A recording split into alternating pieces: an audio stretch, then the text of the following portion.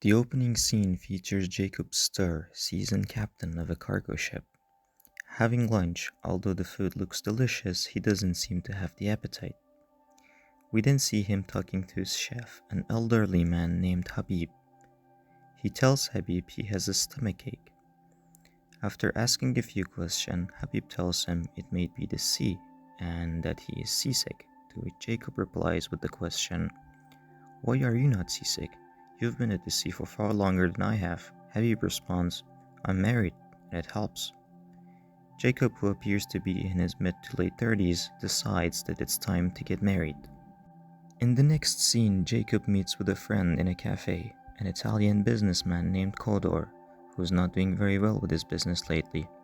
After having the small talk, Jacob tells him that he's planning to get married. To whom? Kodor asks. Jacob jokingly replies, "The first woman that walks through that door." Kodor finds it amusing and dares him to do so. We then see an old lady about to enter the cafe, but at the last moment someone calls her and she goes back.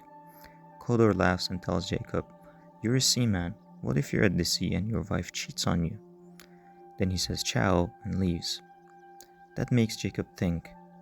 Just as he's about to leave, a beautiful young lady enters the cafe. Jacob walks to her table and directly asks her to marry him.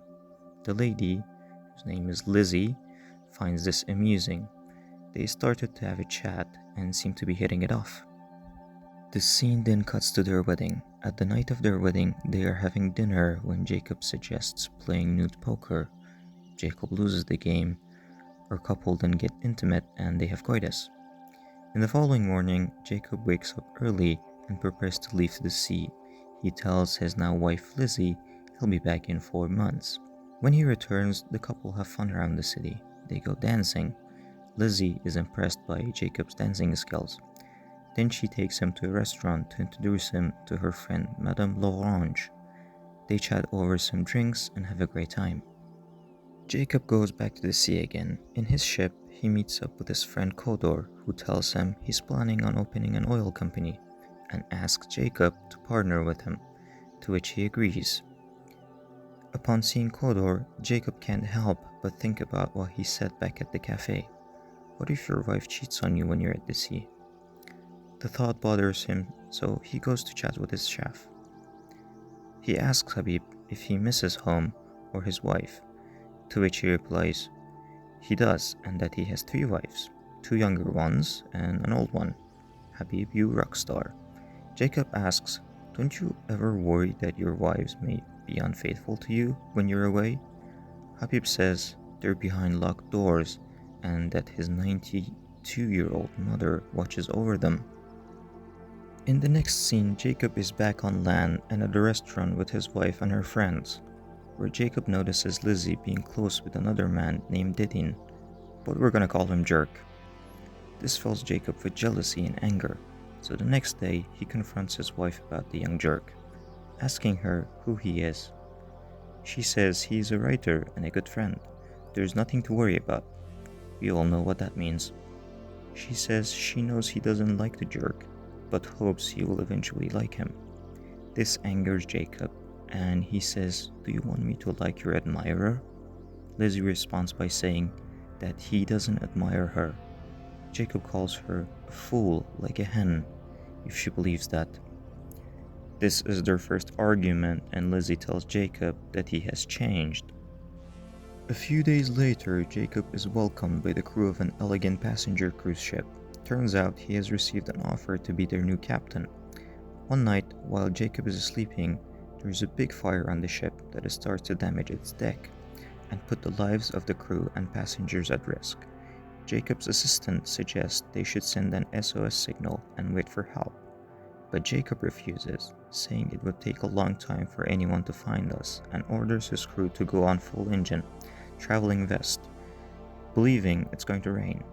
His assistant starts to question the abilities of his captain.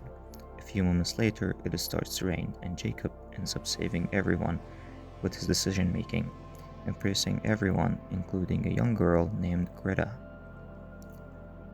When Jacob is back home, his wife greets him with a cold face. She doesn't even seem to care when Jacob says there was a fire on the ship, This makes Jacob even more suspicious of her wife, so much that he hires a man to stalk on Lizzie for a month to see if she's faithful or not. Meanwhile, since his wife doesn't give a shit about him, Jacob decides to get himself some Greta booty.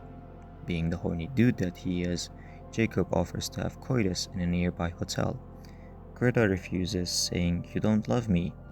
Jacob brushes the conversation away by saying he has to meet with his friend, but will be back shortly.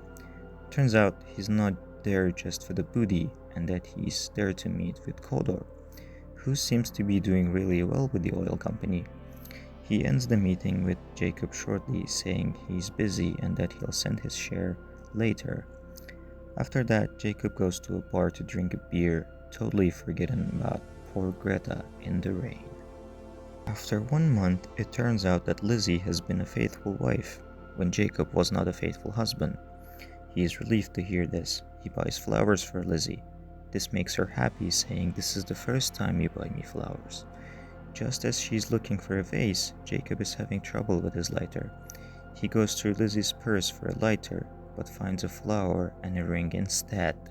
Jacob becomes obsessed again, so he quits his job as a captain and starts a job on land to stay close to his wife. After a few months, Jacob is struggling financially. He is working when one night Lizzie comes home drunk, saying she had fun outside, dancing, smoking, and eating chocolate. The next day she wants to go out again and asks for money from Jacob, but he refuses to pay, saying they're not doing so well on money. After this, Lizzie starts to distract Jacob by knocking her feet at the desk and playfully drop a few things off his table, which angers Jacob, so he takes a vase and throws it at the mirror, shattering it. He then proceeds to break every item he can find in the house. When he's finally done, Lizzie teases him by calling him a clown. Jacob loses his temper.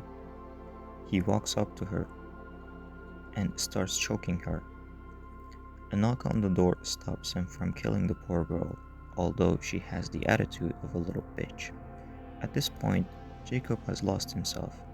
In the next scenes, we can see him crying, taking long walks at night, and jumping off a bridge in the water. He realizes he cannot live like this, so he decides to make peace by taking his wife outside. They seem to have a good time flirting with each other, when all of a sudden Jacob asks Lizzie if she's been faithful, to which she replies, yes. They get on a boat and enjoy a tour of the city as husband and wife, and in the evening they sit in a restaurant where Jacob confesses he loved Lizzie so much he could have died for her, but he doesn't love her anymore. When Lizzie touches his hand, she says, "You have a fever." Suddenly, Jacob doesn't feel good and falls sick for 2 days. When he gains consciousness, Lizzie is sitting at the bed, giving him a mail asking what it is. It is money, the shares sent by Kodor. In the next scene, we see Jacob signing a contract with the shipping company to be their new captain. As it appears, staying away from the sea makes him even sicker. On his way returning home, some ballet girls give him an invitation to a party. Jacob, being the horny dude that he is, accepts and goes to the party, but is shocked to see none other than our boy, the jerk. Suddenly, he's worried again. He starts to look around for Lizzie until he sees her dancing. He is saddened by this and gets out of the party. He decides to visit Kodor, telling him he was right and that his wife cheated on him. Kodor does what every guy would do in this situation, telling his friend to drink up. Jacob then walks back home. When he arrives, he sees Lizzie getting into a car, so he decides to chase the car. They end up at a train station. He follows them inside the train. When Jacob finds her cabin, she's sitting with guess who? The jerk. Jacob punches the jerk and asks for the shares, knowing she must have taken them. He also dictates Lizzie to write that she attempted to steal from him with the help of her lover, and then makes her sign, saying he will use this for a divorce and won't pay alimony. Lizzie nods crying and says, "Forgive me." Jacob does not reply and leaves.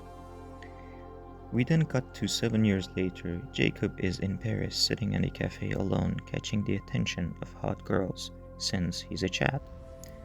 We then see him on a train with flowers in his hand when he is suddenly shocked by seeing his now ex-wife Lizzie walking on the street. Later on, he decides to call Madame L'Orange asking about Lizzie, but he's shocked when she says Lizzie died 6 years ago. Madame L'Orange goes on saying, "It is a blessing you saw her today. After all, she loved you so much." At the end, it is revealed that what he saw was all his imagination.